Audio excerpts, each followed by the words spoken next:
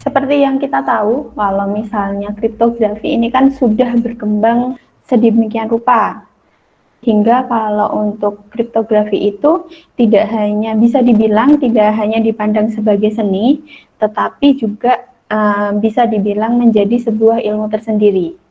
Jadi kalau kita memahami tentang kriptografi, baik itu kriptografi ataupun kriptanalisis, kita pasti harus tahu dulu nih basicnya itu dari mana. Nah, kriptografi ini sendiri kan merupakan salah satu cabang ilmu dari matematika. Nah, itulah kenapa kita perlu nih, kok kelas keamanan data tentang kriptografi kita masih belajar matematika sih Kak? Nah, memang awalnya dari situ. Jadi memang matematika ini memberikan landasan matematis dari sebagian besar konsep yang ada di dalam kriptografi tersebut. Jadi yang pertama untuk matematika sendiri itu kan ada dua. Yang pertama ada matematika diskrit, kemudian yang kedua ada matematika kontinu. Jadi kalau konsep matematika yang diperlukan di dalam kriptografi ini sendiri yaitu adalah matematika diskrit. Nah, sedangkan untuk matematika yang kontinu tadi itu berisi tentang konsep dari kalkulus diferensial dan juga kalkulus integral. Jadi di sini tidak terdapat di dalam kriptografi. Kemudian yang materi pertama yang akan kita pelajari yaitu fungsi. Jadi fungsi itu merupakan sebuah relasi khusus. Jadi bisa didefinisikan pada dua buah himpunan. Kalau misalnya kita punya A dan B, jadi relasi biner F dari A ke B itu merupakan suatu fungsi. Apabila itu setiap elemen dari dalam A itu nanti dihubungkan tepat satu elemen di dalam B. Nah, jika F adalah fungsi A ke B, nah kita bisa menuliskan fungsinya seperti ini ya. Jadi seperti teman-teman yang mungkin sudah pernah pelajari, F merupakan fungsi yang memetakan A ke B. Nah, artinya kemudian nama lain dari fungsi itu bisa juga pemetaan ataupun transformasi. Apabila kalau kita menuliskan yang ada di sini, ini ya, FA atau fungsi A itu adalah sama dengan B. Nah, jika elemen A di dalam A itu dihubungkan dengan elemen B di dalam B. Kemudian untuk himpunan A itu bisa disebut sebagai domain atau daerah asal. Kemudian untuk yang B itu bisa disebut sebagai kodomain atau daerah hasil.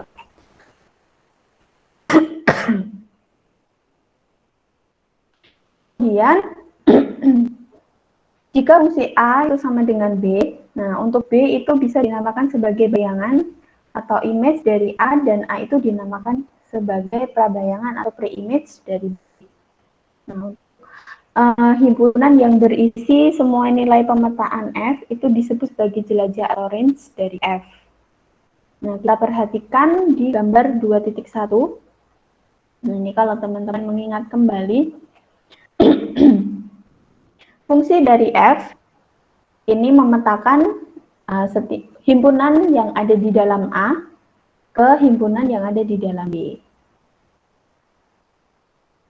Fungsi sendiri itu adalah relasi yang khusus. Jadi untuk kekhususannya itu ada dua hal yang penting. Jadi yang pertama,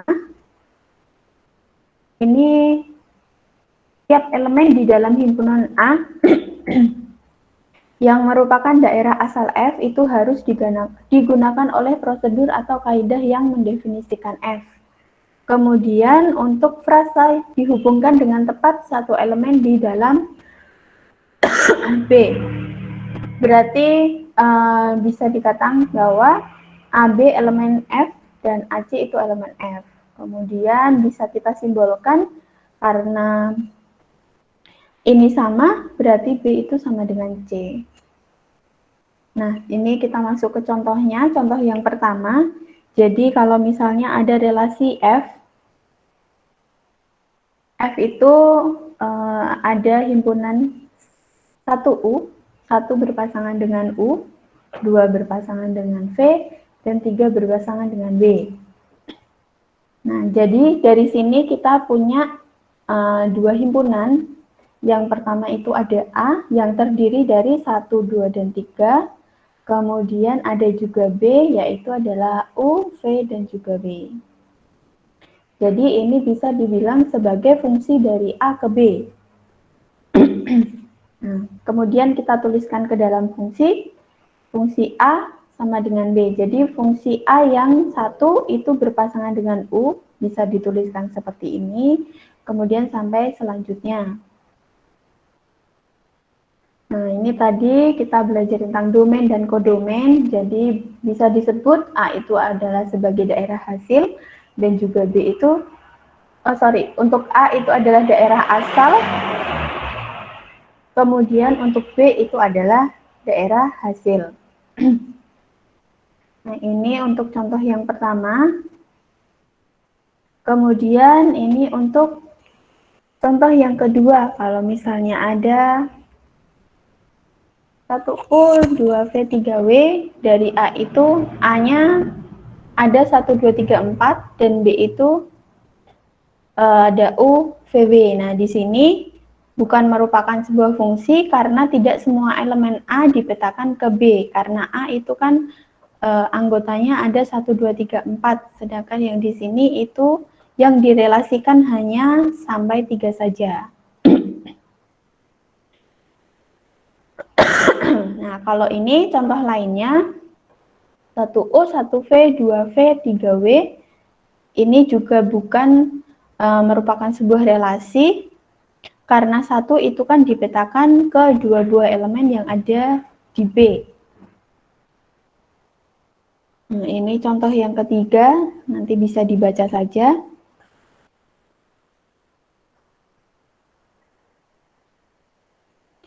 Kemudian di dalam kriptografi ini kita untuk materi yang lalu kita sudah belajar tentang istilah enkripsi dan dekripsi. Nah, sambil mengingat kembali untuk enkripsi itu pengertiannya apa, dekripsi itu pengertiannya apa. Boleh salah satu yang menyebutkan apa, yang mau mencoba menjawab, sebutkan juga NIM-nya.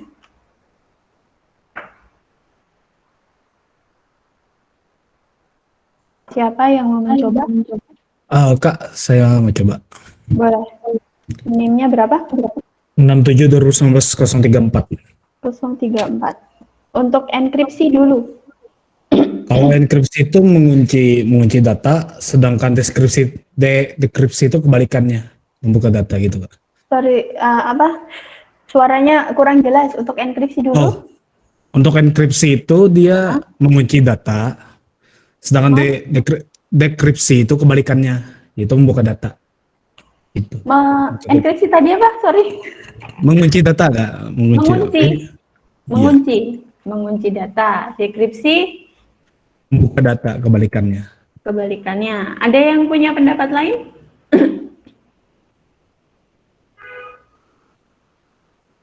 Saya boleh, Kak? Boleh. Siap. Nama saya Aldi, NIM 67-2019-013. 013. Untuk enkripsi? Kalau enkripsi, seingat saya itu adalah proses merubah plain text menjadi ciphertext. Ciphertext. Kemudian? Dan untuk deskripsinya itu merubah ciphertext menjadi plain text-nya lagi. Oke. Kalau tadi kan plain text dan ciphertext. Kalau plain text sendiri itu pengertiannya apa? Kalau plain text itu kayak huruf yang belum dirubah gitu, Kak. Jadi pesannya yang belum dirubah. Pesan asli. Kalau untuk ciphertext? Itu berupa kode-kode yang sudah dirubah. Oke, atau pesan yang sudah disandikan. Iya, itu, Kak. Oke, jadi begitu ya. Untuk enkripsi itu merupakan proses merubah plain text menjadi ciphertext. Untuk dekripsi kebalikannya dari ciphertext menjadi plain text. Kemudian Ini kita lanjutkan, kalau misalnya P itu adalah menyatakan plaintext dan C itu menyatakan ciphertext, maka untuk fungsi enkripsi itu bisa kita tuliskan seperti ini. Nah, ini mungkin di materi yang lalu juga sudah ada. Kemudian untuk dekripsinya, berarti dekripsi ini maksudnya adalah enkripsi dari plaintext itu sama dengan menghasilkan ciphertext. Kemudian yang di sini dekripsi dari ciphertext itu akan menghasilkan plaintext. Nah, jadi di sini karena proses enkripsi itu dilanjutkan dengan dekripsi akan mengembalikan pesan ke pesan asal. Nah, untuk persamaannya bisa dilakukan seperti ini. Enkripsi dari plaintext, kalau didekripsikan itu menghasilkan plaintext kembali. Ini sedikit kita mengulang materi yang lalu, kemudian kita lanjut untuk fungsi itu sendiri. Ada beberapa jenis. Yang pertama itu ada fungsi satu ke satu. Jadi untuk fungsi satu ke satu itu nah, jadi di sini kalau misalnya dari himpunan A, himpunan B itu bisa dikatakan one to one atau injektif. Itu jika tidak ada dua elemen himpunan A yang memiliki bayangan sama. Jadi seperti yang tadi dicontoh, itu contoh yang 2.2, itu kan tadi satunya itu kan dipetakan 2 kali di himpunan yang B. Nah, itu tidak boleh seperti itu. Kemudian itu bisa dikatakan dengan kata lain, apabila A dan B adalah anggota himpunan A, maka FA tidak sama dengan FB apabila A tidak sama dengan B. Nah, ini ilustrasinya kita bisa gambarkan seperti ini. Jadi untuk A itu hanya dipetakan 1 kali saja ke himpunan yang B. Nah, ini untuk contohnya. Contoh relasi 1 ke 1. Ini A 1, 2, 3, B-nya UVWX. Nah, jadi untuk yang A, itu hanya dipetakan 1 kali saja. Kalau misalnya ini kan dipetakan ke B yang BUV, kemudian bisa juga atau UVB. Nah, kemudian untuk yang ini 1U, 2U, 3V dari A 1, 2, 3 dan B itu UVB itu bukan fungsi 1 ke 1 karena F1 kan tidak sama dengan F2 yaitu adalah U. Ini contoh yang selanjutnya nanti bisa dibaca juga. Jadi lumayan banyak contoh-contohnya supaya teman-teman tidak bingung. Kemudian ada juga fungsi pada. Jadi kalau untuk fungsi pada itu bisa dikatakan atau bisa disebut sebagai fungsi onto ataupun fungsi surjektif apabila setiap elemen himpunan B itu merupakan bayangan dari satu atau lebih elemen himpunan A. Nah, bisa dikatakan dengan kata lain, seluruh elemen B ini merupakan jelajah dari F. Nah, fungsi F ini disebut fungsi pada himpunan B. Nah, ini sebagai ilustrasinya.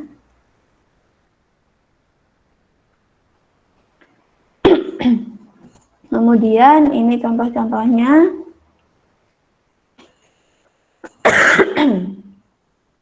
Ini nanti contohnya bisa dibaca saja. Kemudian ada fungsi berkoresponden 1 ke 1. Jadi biasanya disebut sebagai bijeksi, kata lainnya. Nah, kalau untuk yang berkoresponden 1 ke 1 ini, fungsi 1 ke 1 sekaligus fungsi pada. Jadi ini contoh-contohnya.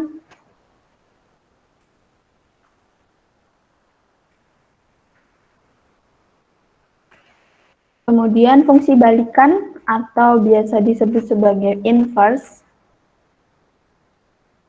Nah, di sini bisa dilambangkan dengan simbol pangkat minus 1 atau inverse ya, balikan. Nah, ini kalau dimisalkan A adalah anggota himpunan A dan B adalah anggota himpunan B, maka F inverse dari B itu sama dengan A. Ini kelebihan ya, mohon maaf penulisannya. Kemudian jika FA itu sama dengan B. Nah, di sini nanti kita lihat untuk gambarnya.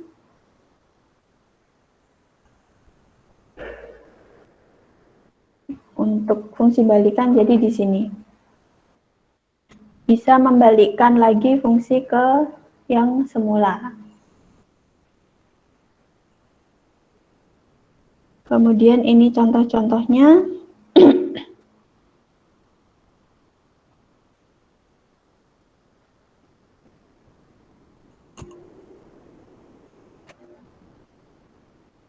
Kemudian fungsi yang lainnya yaitu ada fungsi arah, satu arah. Jadi kalau di dalam kriptografi terdapat fungsi yang penting atau one way function dan fungsi satu arah kolong ada atau trap one way function. Jadi kalau untuk yang pertama itu fungsi f dari yang mengatakan A ke himpunan B itu bisa dikatakan satu arah apabila nanti fx itu mudah dihitung untuk semua x elemen A. Tetapi nanti akan sangat sukar atau bahkan hampir tidak mungkin secara komputasi. Jadi ini saya berikan contoh, kalau misalkan ada x sama dengan ada himpunan x anggotanya 1 sampai 10. Kemudian itu didefinisikan fungsi f pada x sehingga misalnya fx itu adalah 3 pangkat x dimoduluskan dengan 11. Jadi mengingat kembali cara perhitungan mod itu seperti apa, jadi sisa pembagian dari 3 pangkat x dengan 11. Nah, kita kalau dihitung kan akan sangat mudah sekali. F1, F2 bisa dihitung satu persatu atau dirangkum pada tabel seperti ini. Nah, tapi nanti akan sangat sukar nih, misalnya menemukan X yang sedemikian sehingga Fx itu sama dengan 5 tanpa memiliki tabel. Nah, untuk pekerjaan menemukan X ini kan semakin sukar kalau misalnya bilangan yang digunakan itu adalah bilangan yang sangat besar. Nah, contoh lainnya itu ada juga perkalian dari dua buah bilangan prima. Jadi mengalikan nih. Kalau kita punya dua buah bilangan prima P dan juga Q, kemudian N itu adalah perkalian dari P dan juga Q. Nah, ini kan akan secara mudah secara komputasi. Tetapi untuk memfaktorkan N menjadi P dan Q itu kan akan sangat sukar. Kalau misalnya P dan Q itu adalah nilainya besar. Misalnya P-nya 48.000 sekian, Q-nya 53.000 sekian. Nah, kalau kita kalikan seperti ini, tapi kalau untuk menemukan faktor primanya, nah itu akan sangat sukar secara komputasi. Kemudian yang selanjutnya ada fungsi pintu kolong. Nah, jadi dikatakan fungsi satu arah dengan pintu kolong apabila fx itu mudah dihitung untuk semua x elemen A, tetapi akan sangat sukar secara komputasi untuk menemukan x sedemikian, fx itu sama dengan y. Nah, ini contohnya. Ada juga fungsi fx, x pangkat 3 mod n. Nah, ini nanti bisa teman-teman pelajari. Kemudian ada kombinatorial. Jadi kalau untuk kombinatorial sendiri, ini merupakan cabang dari matematika yang mempelajari tentang pengaturan objek-objek. Jadi solusi yang ingin kita peroleh dengan kombinatorial ini kan jumlah cara pengaturan objek-objek tertentu di dalam himpunan. Nah, ini contohnya kalau dulu yang kita pelajari ada permutasi kombinasi. Jadi dari objek-objek yang kita punya, kita akan mencari nih susunan-susunan yang mungkin akan terjadi itu berapa banyak. Nah, contohnya seperti itu. Nah, untuk kaidah dasar menghitung mungkin sudah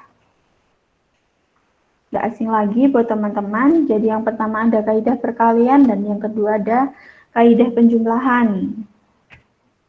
Ini ya. Kemudian kaidah penjumlahan, kalau kita punya n percobaan, tinggal kita percobaan pertama kita jumlahkan dengan percobaan kedua sampai percobaan yang kita lakukan. Nah, ini contohnya. Kalau misalnya kita punya panjang kunci algoritma kriptografi itu adalah 64 bit. Kemudian seseorang ingin memecahkan ciphertext menjadi plaintext dengan mencoba seluruh kemungkinan kunci yang panjangnya 60 bit. Nah, di sini kalau kita berbicara tentang bit, kita hanya punya dua himpunan saja, yaitu atau dua kemungkinan nilai saja, yaitu adalah 0 dan 1. Jadi maka dari itu kita akan menggunakan kaidah perkalian nih. Jadi karena tadi kita punya 64 bit, jadi 2 kita kalikan sebanyak 64 kali atau 2 pangkat 64 sehingga menghasilkan bilangan yang ada di bawah ini. Nah, ini adalah contoh dari kaidah perkalian. Jadi kalau di sini teman-teman bisa dikatakan semakin panjang kunci, maka semakin banyak pula jumlah kemungkinan kunci yang akan perlu dicoba. Tapi tidak hanya itu saja yang akan kita pikirkan kalau kita membangun sebuah algoritma. Tidak hanya kunci yang panjang dan susah dipecahkan, tetapi karena kita sekarang berada di era digital, kita perlu lakukan perhitungan juga terhadap kebutuhan dari memori RAM, kemudian memori internalnya, seperti itu. Itu juga perlu kita lakukan perhitungannya.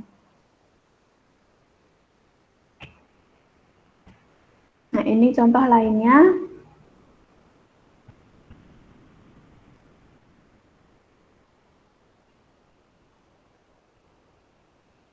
Nah, ini kalau misalnya kita mau membuat sandi dari 26 alfabet dan juga 10 angka desimal. Jadi jumlahnya kita punya 36. Nah, ini jumlah yang bisa kita dapatkan.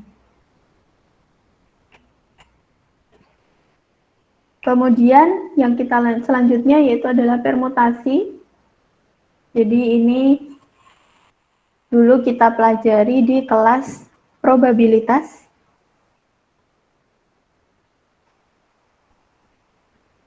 Kalau untuk permutasi dari jumlah urutan berbeda dari pengaturan objek-objek, nah itu bisa dituliskan n faktorial.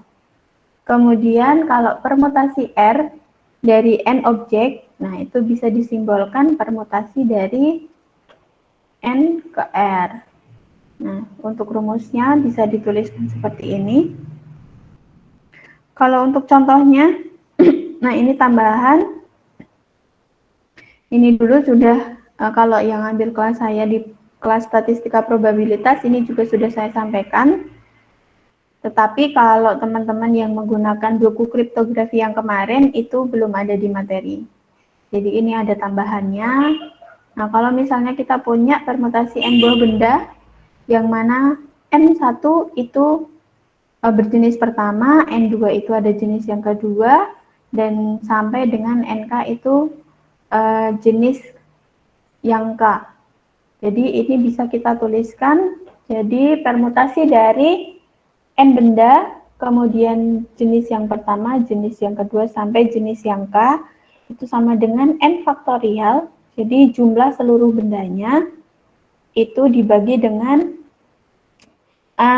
jumlah jenis yang pertama difaktorialkan, jenis yang kedua difaktorialkan, sampai jenis yang ke K. Kemudian untuk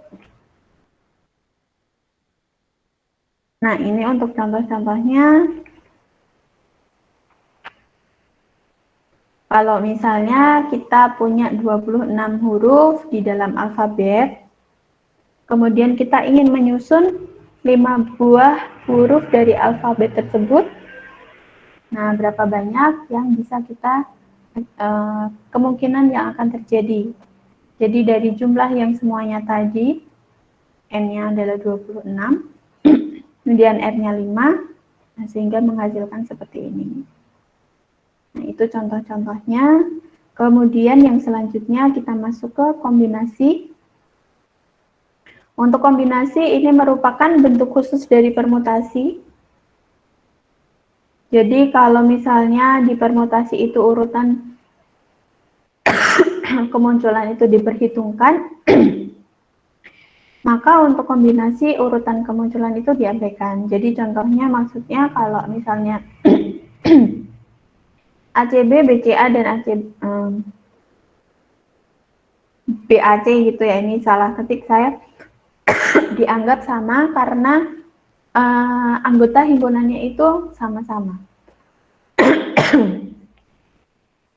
Nah, ini untuk simbolnya.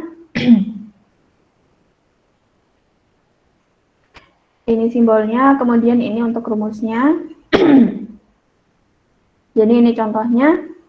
Kalau misalnya setiap karakter ASCII panjangnya 1 byte, kita ingat kembali kalau 1 byte itu terdiri dari 8 bit. Nah, bisa dihitung. Nah, ini tadi belum masuk hasilnya.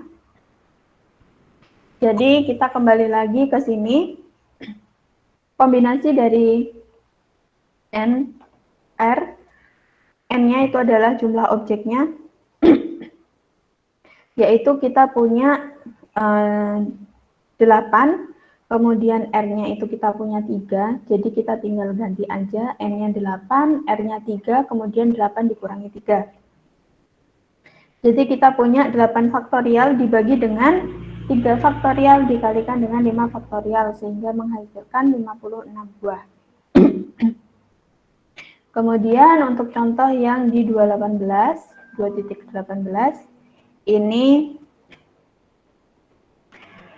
banyak cara membagikan 5 buah kartu remi yang diambil dari tumpukan 52 kartu ke masing-masing dari 4 orang.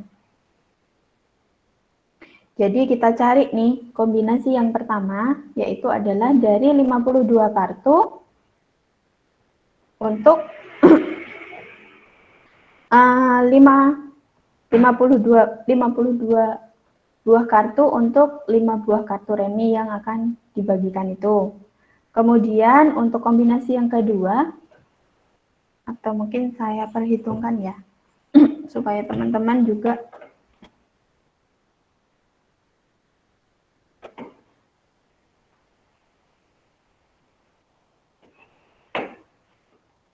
oke, sebentar. Jadi di sini kita punya, karena di sini kita punya 4 orang, kita nanti punya 4 kali perhitungan. Jadi C yang pertama itu sama dengan, untuk C yang 1 kita merhitungkan C dari 52 kartu tadi ke untuk pembagian 5 kartu. Kemudian untuk C yang kedua, nah di sini teman-teman jangan bingung, karena kan kita sudah membagikan yang pertama, otomatis si kartu ini kan akan berkurang 5 kartu karena sudah dibagikan 5. Jadi kita yang kedua itu adalah 52 dikurangi 5, sehingga kita punya 47 untuk dibagikan 5. Yang C ketiga itu juga sama. Jadi 47 kita kurangi 5 dulu. 47 kita kurangi 5 yaitu adalah 42 5, kemudian yang ketiga 37 5. Nah, setelah itu Setelah teman-teman mendapatkan hasilnya, baru teman-teman kalikan. Ini untuk kombinasi. Kemudian untuk teori peluang, jadi kalau untuk permutasi dan kombinasi itu kan kita lakukan berdasarkan dari percobaan yang kita lakukan. Nah, jadi dari hasil percobaan atau outcomes itu akan kita amati dan jumlah semua kemungkinannya itu kan akan kita hitung. Nah, ini misalnya di sini ada percobaan melipat dadu dengan 6 muka. Jadi yang seperti kita tahu kalau dadu itu kan ada dari angka 1 sampai 6. Kemudian pada kejadian mengambil 5 buah kartu remi dari 52 kartu. Nah, hasilnya sekian. Kemungkinan juga kombinasi kartu pada kejadian menjawab 10 buah pertanyaan pilihan berganda. Jadi setiap soal itu menyediakan 4 pilihan jawaban A sampai D. Nah, untuk kemungkinannya bisa 4 pangkat 10. Nah, itu contohnya. Kemudian untuk himpunan semua kemungkinan hasil percobaan itu bisa dinamakan sebagai ruang terokan, atau kalau teman-teman dulu istilahnya itu adalah ruang sampel. Kemudian untuk hasil percobaan di dalam ruang itu bisa disebut sebagai titik sampel atau titik terokan. Nah, jadi nanti teman-teman mungkin ini istilah baru buat teman-teman, terokan. Jadi ini bisa disebut sebagai sampel juga. Kemudian, nah, kalau, maaf ya, saya coba dulu.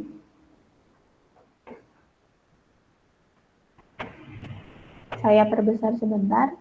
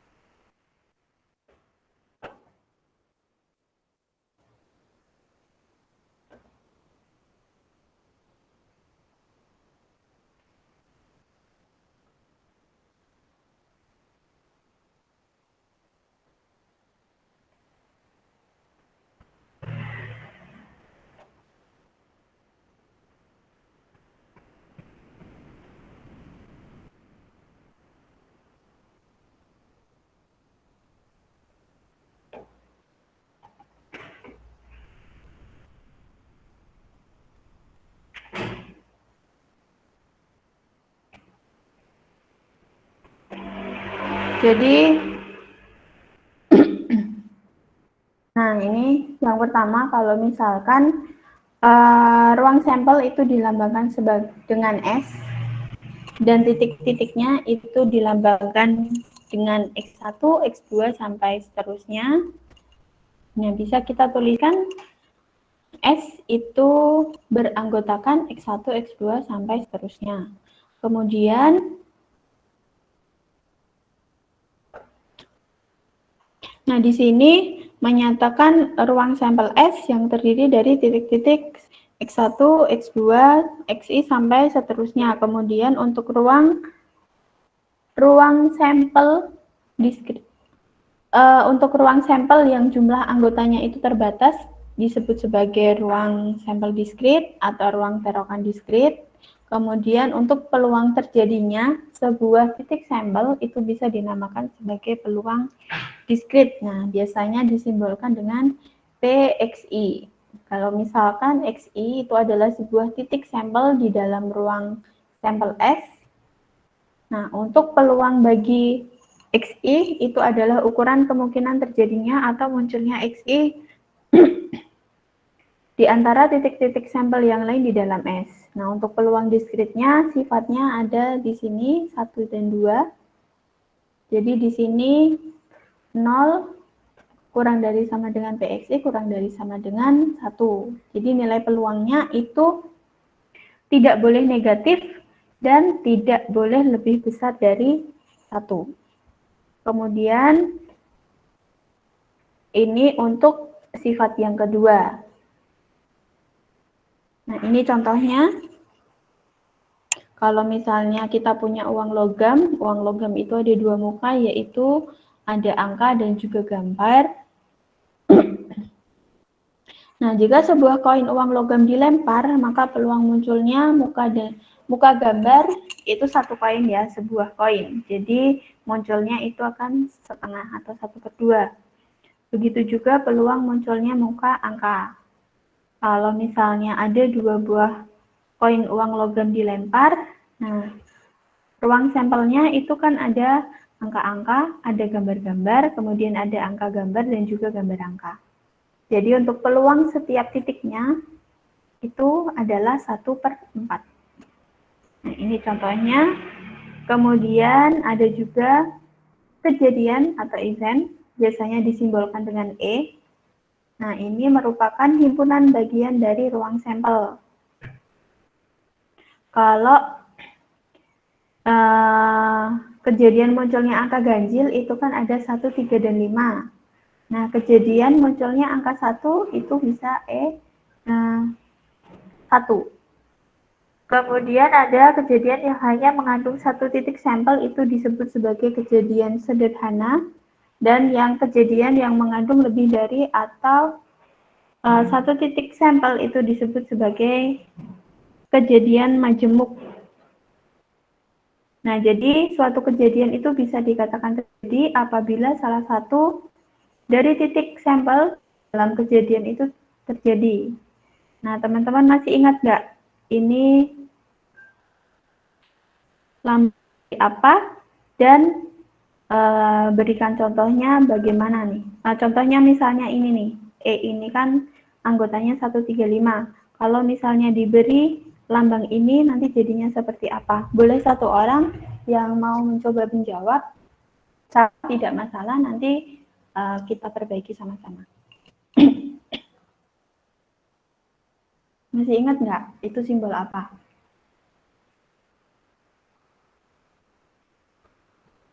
Yang ini ya, garis tegak 2. Yuk, siapa yang mau coba? Apakah itu simbol mutlak, Kak? NIM-nya berapa? 67/2019/13. 013 lagi. Yang lainnya gimana nih? Apa tadi jawabnya Aldi ya? Simbol mutlak, Kak. Simbol mutlak. Kemudian ada yang mau mencoba lagi? Atau punya pendapat lain, boleh? Ditampung dulu ya Aldi ya.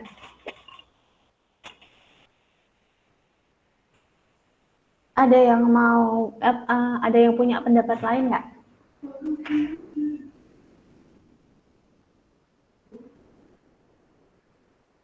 Tidak ada? Saya, Kak. Oke, boleh. NIM-nya? David 67/2019 307. 307. Dengan siapa ini? David. David. Oke, David silakan. Kalau nggak salah itu waktu dulu kelas statistik itu simbol nilai mutlak itu semuanya ada nilai yang min 5. Kalau ada simbol mutlaknya itu menjadi 5 gitu, Kak. Boleh. Kalau misalnya Kak nih, kan punya E itu ada 1, 3, dan 5. Nah, ini nilainya berapa? Kalau 1, 3, dan 5 Ini buat ini aja deh, buat Aldi. Tadi kan David sudah kasih contoh, kalau misalnya minus 5 dimutlakan itu hasilnya adalah 5. Kalau Aldi tadi? Iya, Kak, gimana? Kalau kakak misalnya punya E itu terdiri dari himpunan 1, 3, nilainya 1, 3, dan 5. Nah, kalau kakak kalau kakak kasih simbol mutlak atau bisa disebut juga sebagai kardinalitas, itu akan hasilnya berapa? Kalau saya lupa itu Kak kalau perhitungannya. Lupa. Oke. Berarti poinnya setengah aja ya. Iya Kak, nggak apa-apa. Oke. Jadi gini. Atau David mau coba? Kalau nggak salah sih Kak, nilainya tetap 135. Nilainya tetap 135. Oke. Jadi kalau misalnya kita memberikan simbol mutlak ini atau tadi sudah saya sebutkan bisa disebut sebagai kardinalitas. Nah, himpunan yang dikasih ini itu akan menghitung jumlah himpunannya itu ada berapa. Nah, di sini untuk untuk itu kan ada 1, 3, dan 5. Berarti ada 3. Kalau diberikan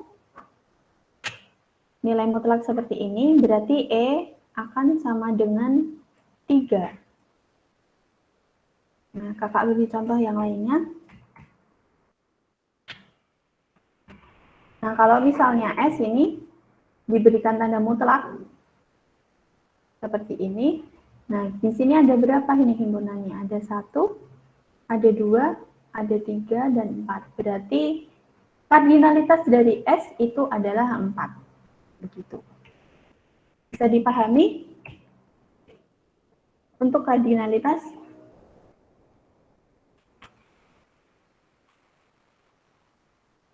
bisa ya. Kemudian, nah ini untuk rumus dari event tersebut. Jadi kardinalitas dari dibagi dengan kardinalitas dari S bisa sama dengan sigma dari P dari XI. Nah, ini jangan sampai teman-teman bingung nih. Simbol-simbolnya itu teman-teman buka kembali maksudnya itu seperti apa supaya nanti kalau misalnya kita sudah ke materi-materi yang berikutnya itu teman-teman tidak bingung lagi gitu. Nah, sampai di sini adakah yang mau ditanyakan dulu? Kalau ada yang mau ditanyakan bisa langsung ditanyakan sekarang. Ini contoh dari kardinalitas. Nah, ini ya. Ini ada 1, 2, 3. Kalau misalnya S-nya kita berikan simbol kardinalitas, berarti ada 6. 1, 2, 3, 4, 5, dan 6. Nah, ini jawabannya di sini juga ada. Ini contohnya. Kalau misalnya tidak ada pertanyaan, nanti silakan teman-teman diskusikan dengan teman-teman kelompoknya. Ini untuk tugas kelompok yang pertama, jadi memang lumayan banyak, tetapi ini kan tugas kelompok, nanti teman-teman bisa bagi-bagi tugasnya. Ada 3 atau 4 pertanyaan kalau nggak salah, saya lupa. Ini yang pertama, suatu perusahaan memiliki 5 orang karyawan laki-laki dan 7 orang karyawan wanita. Nah, jadi pimpinan ini akan punya sebuah proyek dan akan memilih 5 di antaranya. Nah, jadi berapa banyak tim yang dapat dibentuk oleh pimpinan apabila di dalam tim tersebut ketentuannya yang A itu terdiri dari 3 orang karyawan laki-laki dan 2 orang karyawan wanita. Kemudian yang B, paling tidak di dalam tim tersebut ada 1 karyawan laki-laki. Yang C, paling sedikit ada 1 karyawan wanita. Ini untuk soal yang pertama. Kemudian untuk soal yang kedua, ada berapa macam cara supaya 23 buah buku yang berbeda dapat diberikan kepada 5 mahasiswa sedemikian hingga 2 mahasiswa di antaranya itu memperoleh 4 buku dan 3 mahasiswa lainnya itu memperoleh 5 buku. Nah, itu nanti gimana? Coba teman-teman diskusikan dan teman-teman catat hasilnya. Ini nomor 2, kemudian yang nomor 3. Nah, ini mengapa persamaan berikut itu bukan merupakan fungsi dari R ke R. Jadi nanti teman-teman lihat fungsinya ini, kemudian alasannya itu kenapa. Ini ada 3 poin. Dan yang terakhir, nah ini kalian diminta apakah pernyataan-pernyataan yang ada di sini itu merupakan fungsi satu ke satu atau tidak. Nah, ini adalah tugas kelompok teman-teman. Jadi nanti untuk ketentuan pengumpulannya akan saya tuliskan di Google Classroom seperti biasa. Oh, ini sorry ya, masih ada satu lagi 4 sampai D.